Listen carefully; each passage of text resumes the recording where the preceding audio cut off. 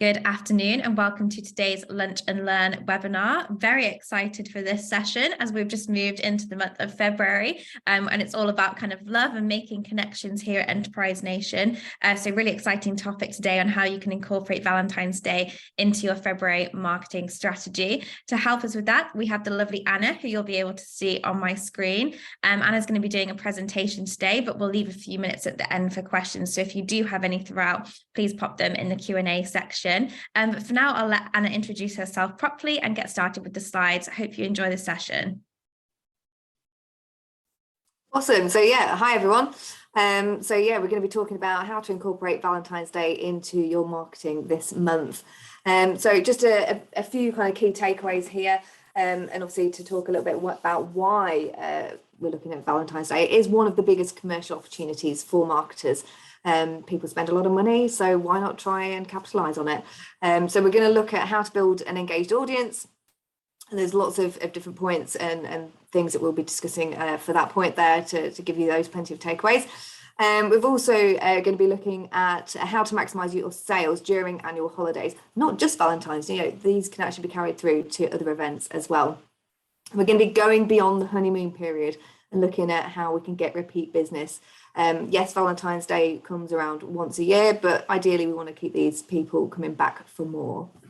So who am I? First off, my name's Anna. Obviously, I've been introduced already, but what gives me kind of that pizzazz or whatnot to kind of give you this talk today. So I have over 10 years marketing experience, both online and offline. So I've worked in magazines, worked in agency, and I've also worked in-house as well. And I've worked for various different types of businesses, from small businesses all the way up to large organizations. And there's a few that I've listed there. And we do a whole host of different things for customers, from SEO and content. And we're going to be looking at quite a lot of that today. So first off, how do you build an engaged customer base? So people that are going to keep coming to your business, they're going to be champions essentially of your business and help boost your engagement and brand awareness. Well, first thing, you've got to find out what they actually want. So to do this, there's various different things that you can do, but initially have a bit of a brainstorm and think, what are their pain points and what does your product or your service and solution actually solve? So if you can identify what pain or problem that your product solves, then you're on to win it already. So you've got to find out what they want. Once you can identify that, you can create and publish valuable content. And that can be on various different things. So it doesn't have to be just on your website and on the on-page content. It can be blogs. It can be guides. So buying guides is a great way to encourage people to look at your website, to actually read the content, and then obviously browse through further pages on your website and hopefully be guided through to make contact with you or purchase a product on your website. What you can also do is add FAQ content on your website. That's really valuable.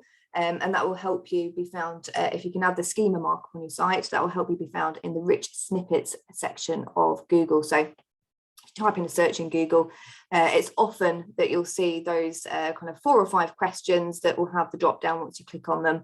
And that's what we're talking about when we talk about rich snippets. So adding FAQs and adding the schema markup on your website will help you be found within that section. And it's great for driving traffic to your website. What you can also do is obviously share that content through emails, newsletters, and also on social media. So there's loads of different things you can do to start helping people find your content, but also sharing and get in front of them as well. And develop a strong brand people want to be part of. So when we talk about a brand, this is something like your brand voice, how you talk. It could be professional, it could be fun, but it's also about sharing your values and letting people know what they are. So if you can do that again and consistently communicate that, you're going to start helping people find ways to be engaged with you and start a conversation with you as well. Next, use social media to connect with your customers. Create that community. Having an engaged community around your brand is invaluable. They're the people that are going to share your content, and they're going to share it to their friends, their family, their colleagues. They're going to constantly be telling people about you. So if you can do that, that's a fantastic thing to do. And there's various different ways you can do that. So you can create fun posts, you can share videos, you can share GIFs on your social media, so you can have that humorous side of things, and get people to share even their funny pet videos or photos as well, dressed up for Valentine's Day, for example. It could be that actually you create a product video for Valentine's Day that you share on social media as well. Or you could find something that's already available online, so maybe through Canva. They have a whole host of stock videos and stock photos that you could potentially use if there's something there that relates to your business. Again, you can edit it as well on there as well. And schedule it for, or before and for, Valentine's Day. And you could also encourage people to tag their loved ones.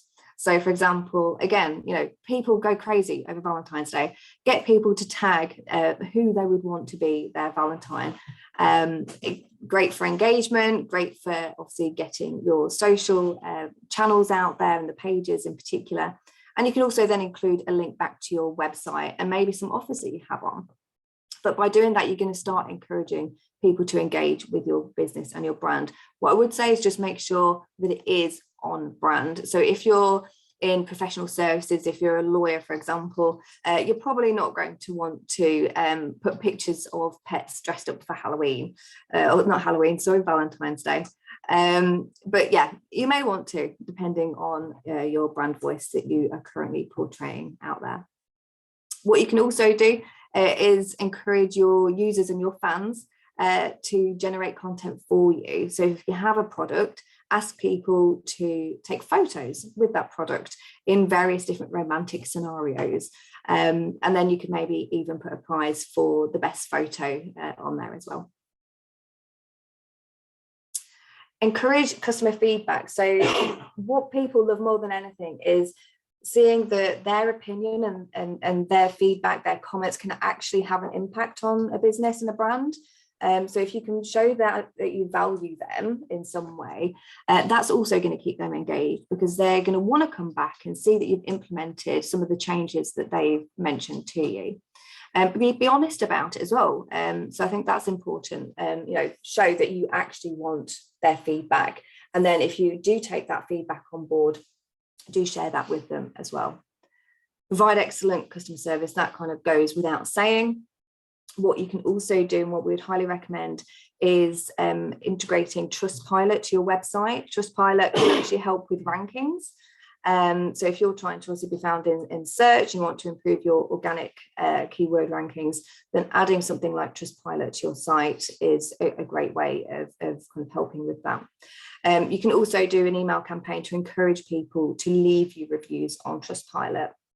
Another thing you can do is also ask people to leave reviews on Google, so the Google business page. And if you can include things, or encourage people to include things such as maybe your location, a certain product or service, or even it could be a person in particular, to build that trust, that's a fantastic way of helping people be engaged and trust your brand and your business, and get them coming back for more. So you want to reward loyal customers as well. So offer incentives, or maybe a prize, for example, for customers. And you can promote this again through the content on your website, through email, and through social media as well. It may also be that you have something that you can actually promote through PR as well, depending on kind of your budgets and what you can promote for those loyal customers. And get personal. And I don't mean to overshare. I mean to personalize your customer interactions. So including their name, including anything in terms of feedback that they may have mentioned. So looking as though you have actually remembered what they've said and taken that on board. But showing that you've actually gone the extra mile and put that effort in to remember who they are and kind of build that connection. What you can also do is share information about your journey as a business owner or somebody within that business. Just as one example, there's a bathroom company that I follow on Facebook, and the gentleman that owns it often will say if he's struggling with shipments, whether that's deliveries, or actually there's been a load of stuff that's become broken and there's going to be delays. He always communicates that with people on Facebook and through his other various channels, so things like email and whatnot. And those posts always get engagement, and people love him for it. Rarely will there be a comment on there slating him or being negative towards him and the business. So having that kind of personal connection and actually involving customers on that journey can actually be a good thing. I think it's important not to necessarily see it as a weakness, but being honest can actually go a long way. And by following kind of each and every one, you'll find that actually you start getting an engaged user kind of audience there as well. So how can you, once you've got that engaged audience, how can you maximize sales during annual holidays and events such as Valentine's Day? So information about Valentine's Day.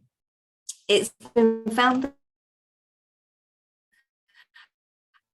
on Facebook in particular, actually start their Valentine's Day planning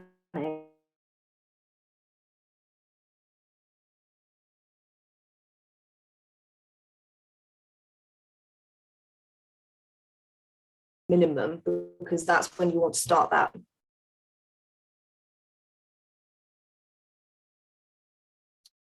Anything later than that, you're probably going to miss your holiday. So plan for it in advance. As you can see there as well, you've got a lot of, or more men that are late on than the women in terms of planning. Probably no surprise there. Sorry to make assumptions. But what can you do in terms of actually maximising the sales? So we know we've got to plan ahead. We know that we've got a week, that 1 week before Valentine's Day, that people are going to start actually planning. So we need to be on that. But there's various different things you can do. There's pop-ups, for example, with offers. You're going to have website banners that you can add onto your website, and you can reuse all of those types of things in terms of if you create them on Canva or if it's in Photoshop.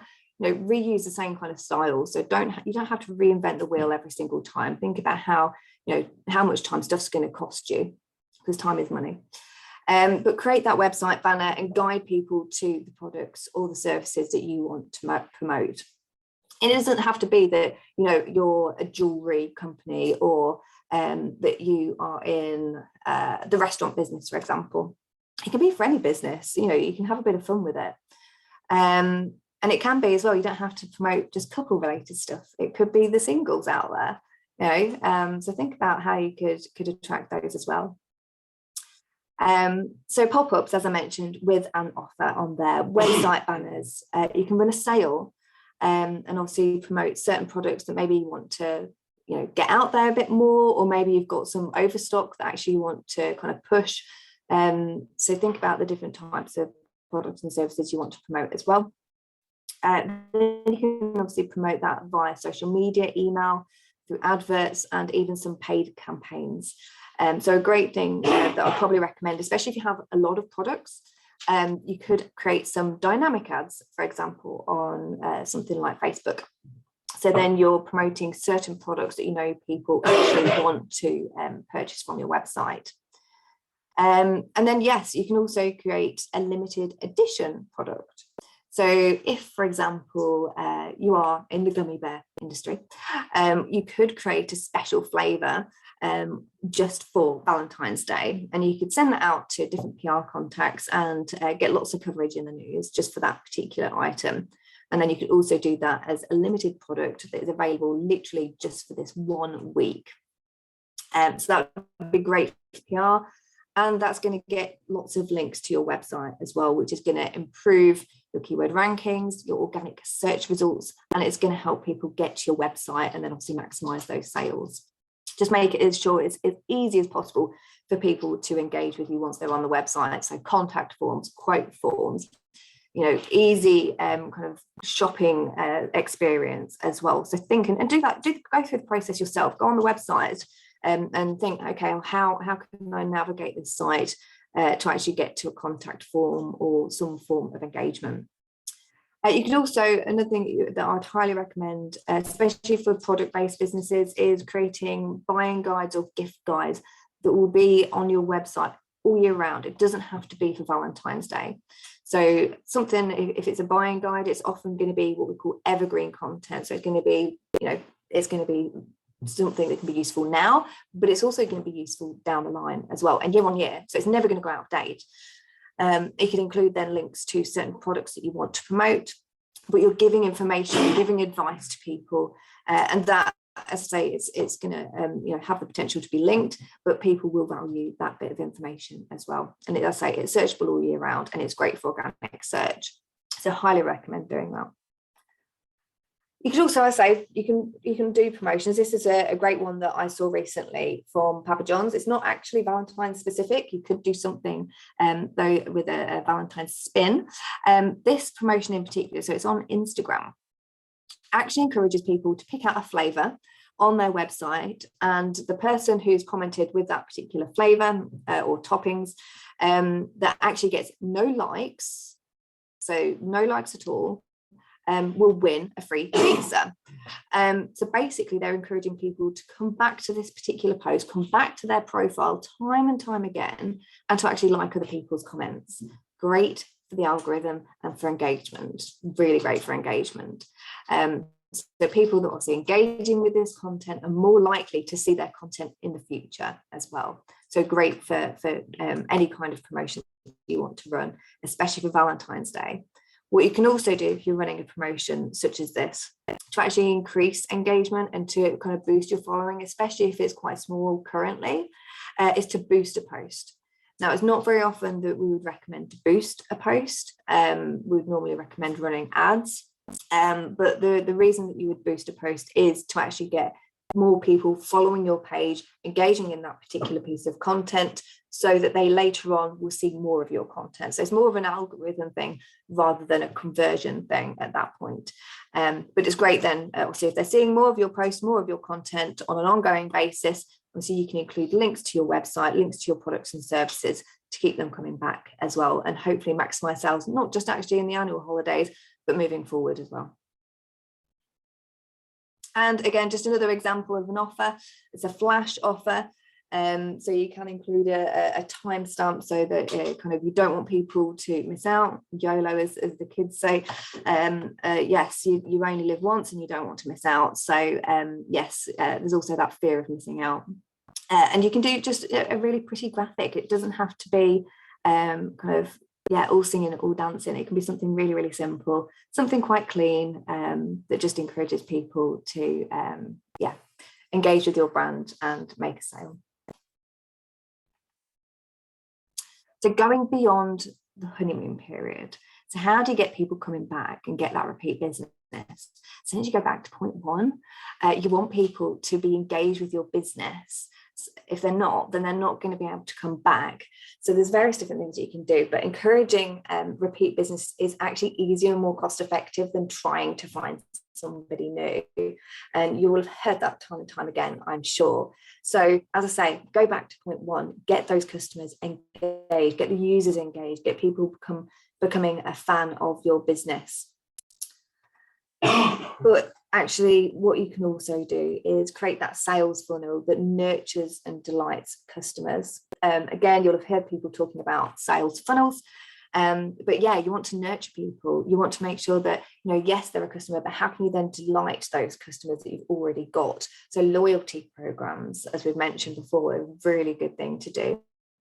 There's incentives, there's prizes that, if you've got people that are customers, you've got their data, you've got their email information, you can actually encourage them to come back to your business by including, these incentives or new products, new services that you've offered as well. And I say, ask for their feedback. What was their experience with your business? Is there anything that can be improved on? All of this stuff is going to help them become, bigger fans of your business and tell people about you and tell people to come and shop with you. I mentioned before dynamic ads. So dynamic ads are fantastic for bringing people back time and time again to your business, but also making sure that you're targeting them with the right information, with the right type of products as well. And then you've also got remarketing. So you've had somebody that's come on your site. You've probably been, I don't know, for example, on John Lewis, you've been looking at a kettle, new Smeg kettle in pink. And you think, okay, I'm not sure if I'm interested in it right now. You go off, you go searching on the web, and then you get an ad on Facebook for the pink kettle. And that's remarketing essentially. So then I would be like, oh, actually, yeah, I did really like that kettle. But they're already aware of you, your business, their brand, they've been on your website, and you're actually remarketing to them to bring them back. And that's actually a cheaper way of also serving people ads. The downside is you do need to have a high level of traffic to be able to add the remarketing on and to have that audience to remarket to. But if you can get all of the other points that we've mentioned sorted, then hopefully that won't be a problem anyway. And as I mentioned, loyalty programs. This is actually a loyalty program that I'm signed up to. But yeah, adding, you know, those points cards where people can actually get money back. It keeps people coming back time and time again. And you can do it for services and you can do it for products as well. But yeah, it's a really great way of people monitoring how much they need to be spending to get, you know, the next stamp. You encourage people to upsell as they're actually buying your products at that particular time. We also get people coming back time and time again because they want to obviously get that extra discount or, you know, the extra stamp so that they can get that full card to get a percentage off later on. But yeah, it's a great way to actually get repeat business and get people coming back time and time again.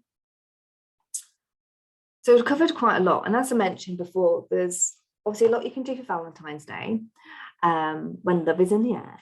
But, you know, sometimes you don't want to focus on Valentine's Day, or you might have missed the ball. As I say, I mean, right now it's the 1st. You've got a week right now to get prepared so that you can get promotions running for that week when people are going to be planning for Valentine's Day. If you haven't got time, or you're thinking, actually, do you know what, I'm going to miss it this year, you might want to know about some alternatives. So here are some alternatives specifically for this month, actually, of different events and holidays that you could promote your business for this year. You've got Groundhog Day, you've got Chinese New Year. And I think what's important as well is not to think that just because, for pizza example, you don't have to be in the pizza business to promote something for Pizza Day. It could be just a way of engaging with your customers. It could be that actually you ask people, you know, what is their favorite topping? Just ask them, get some conversation started. Or it might be that you actually want to give, you know, 3 people that win the competition that's going to be selected at random a free pizza. And you could boost that post as well to start getting engagement later on if you want to run further competitions or further promotions. But yes, various different days that you can actually promote your business as well. And it's always great to do it on these days because there's lots of people that are going to be promoting and searching for different things on those particular dates as well, and for those particular events. So any questions? I know I cover quite a lot. I feel like I've kind of just gone, again, blur, but hopefully there's plenty in there. What I would also say, actually, I probably should mention there's a tool for looking at, you know, what questions your customers are searching for and asking for on Google. Also Asked is a great tool.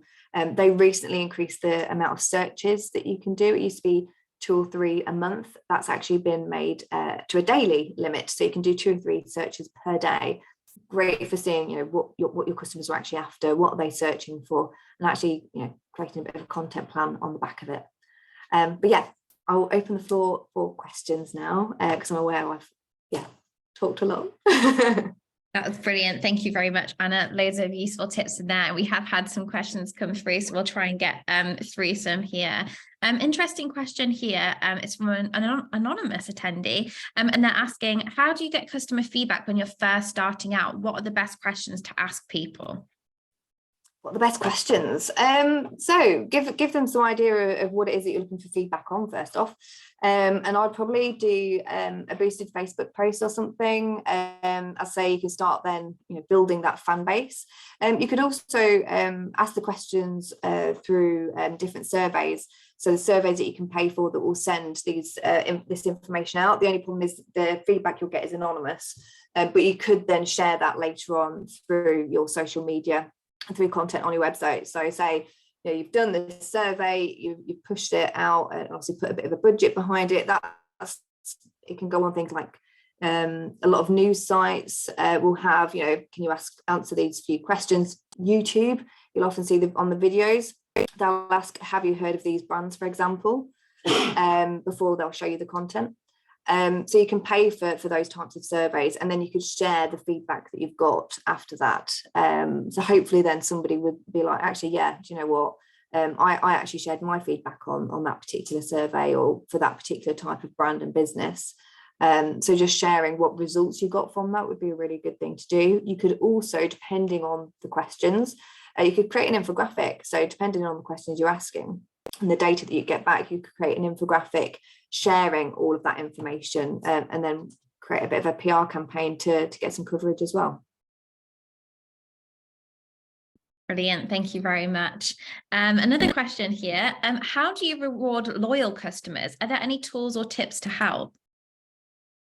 Oh gosh, I mean, it depends what you want to do in terms of how you want to reward them. I think offering either a discount or a free month of something is always a good idea. It depends if you're product based or service based. If it's a service base, it's actually better to probably offer your products or your services, sorry, for an extra month rather than giving a discount. So if they've been loyal for 12 months, actually going to give them a month free, because they're still investing in you, and you know that they're actually really happy already. If it's a product-based business, in terms of building loyalty, so you could create, I'd say, that stamp card, and that can be done with code. So you could speak either to your web developer or there's obviously web developers out there. You could put a question out on LinkedIn, for example, or social media, and people will be able to help, or explain what would be involved to do that. But yeah, I think asking your customers what would they want as well. Like, we want to build loyalty. We would like to create some kind of incentive program. What would you value most? No one is going to be able to tell you what they're thinking better than them. So actually asking them the question and involving them in that would also be a good idea. Amazing. Love that advice of just asking them what they want to see as well. I think that's great. Question here. How do you get good PR for your limited edition Valentine's Day products? Any tips for getting them in publications? So just reach out, literally ask journalists. So create a list of journalists that you'd like to target. You can have a look for other kind of Valentine's products that have been created in the past. So literally just do a Google for different Valentine's limited edition products. Find some articles and then go to those journalists. If you see an article, it'll always have the journalist name. So you can search for them on LinkedIn, Twitter. So a lot of journalists and writers will hang out on Twitter. And then just send them a message or send them a tweet and just say, look, we've created this awesome product. We want you to have exclusive look and exclusive rights to it as the initial launch. And then just give them a bit of information later on, obviously once they've engaged with you. But it's starting that initial conversation. But have your target. So think, okay, depending on your product, is it more a local audience that you want to be targeting, or is it national? And if it's national, then reach out to them. What I would say is, if you're offering an exclusive to a journalist, do make sure that they have the exclusive once they've agreed to it. Don't then farm it out to another news publication, because they will talk. So if you say to two publications like The Guardian and the Daily Mail, for example, you offer them both the exclusive, and send them all the same information, the product, so they can have a look at it. They will talk, and then you're not likely to get publication or published in the future, and they might not actually go with the initial piece. So if you're offering an exclusive, make sure it's definitely exclusive. You will find, actually, once one decent publication has published your press release and information of your limited product, it will spread like wildfire anyway. All the journalists, as I say, they're all talking. So if one gets a good story, the other one wants it as well. So they will likely publish something on it. But yeah, that's the best way, I say. Twitter, LinkedIn, but create your list first. Brilliant. Thank you so much, Anna. That's great advice. Thank you so much for going through and answering those questions. If you do have any more questions for Anna, please do connect with her. She's got her links up on there. You can connect with her on the Enterprise Nation website, or you've got her social channels. And she's very kindly put her email address as well, which she might regret by this afternoon. Emails coming in, but very kind offer there. So Anna, thank you so much for giving your time. Do you have any final comments? No, like if anyone has any questions, or even, you know, if they just want to run something by us, I'm happy to also, you know, give that advice if it's helpful to anybody. But yeah, Valentine's, if you want to do something for it, plan now, ready to start promotion in a week. Brilliant. Thank you, everyone. Thank you once again, Anna, for giving your time. Loved all those tips. We will be sending the recording so you can catch up and remind yourself of the tips later this afternoon as well. But for now, thank you very much to Anna, and hope you all have a lovely day.